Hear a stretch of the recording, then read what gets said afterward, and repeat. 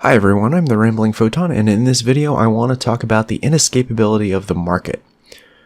First, in economic terms, markets are social structures that allow for the exchange of goods and services. This is basically from Wikipedia, so this is a pretty mainstream definition. Easy examples of different types of markets are black markets, free markets, regulated markets. In what we normally think of as markets, there are currencies that facilitate the transactions between people. Pretty standard and straightforward.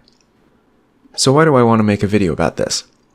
Well, it's because for some reason, some people think you can escape the market forces by getting rid of the free market or by over-regulating the market. The most extreme example of this are the communists who want to completely abolish private property and the market as a whole. But banning markets doesn't get rid of markets, it only moves them. The black market will still operate, by definition, but there are other markets that are completely legal which operate parallel to regular markets. The social market is a market which uses favors as currency and has a social capital rather than financial capital. Exchanges happen between friends and acquaintances that know and trust each other. In business, it could be considered nepotism of some kind. You know a friend who can do a job, you might recommend them to work for another friend. This is a social market exchange. This market is a lot harder to measure since the currency has no measurable value. What's a favor worth? Well, depends on the favor. So when communists advocate for the abolition of the market, all this will do is drive market forces into the black market and the social market. Depending on how society values rule of law or how well the law is enforced, the black market will be limited or restricted based on that. But the social market, there's no getting rid of that. Now, the problem with the social market versus the regular market is that the regular market allows for trade between strangers, when the social market does not.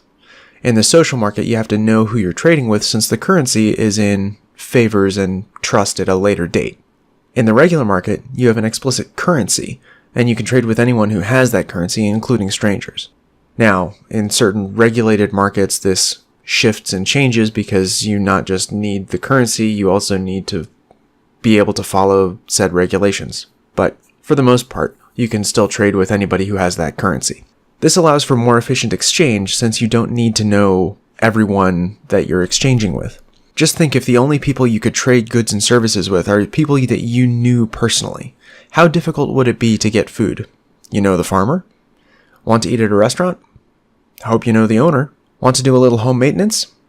You better know the folks at the hardware store. And what favors are you going to do for them? Do you have a skill they want?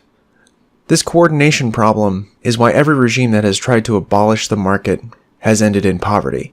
Remember that human psychology that gives rise to market dynamics doesn't disappear no matter how hard we try. As long as there is exchange, there are markets. We can't abolish them, only manage them. Anyway, that's enough rambling on this topic for now. If you like my content, like, share, subscribe, all that shit. I've been the Rambling Photon. Hope to catch you next time.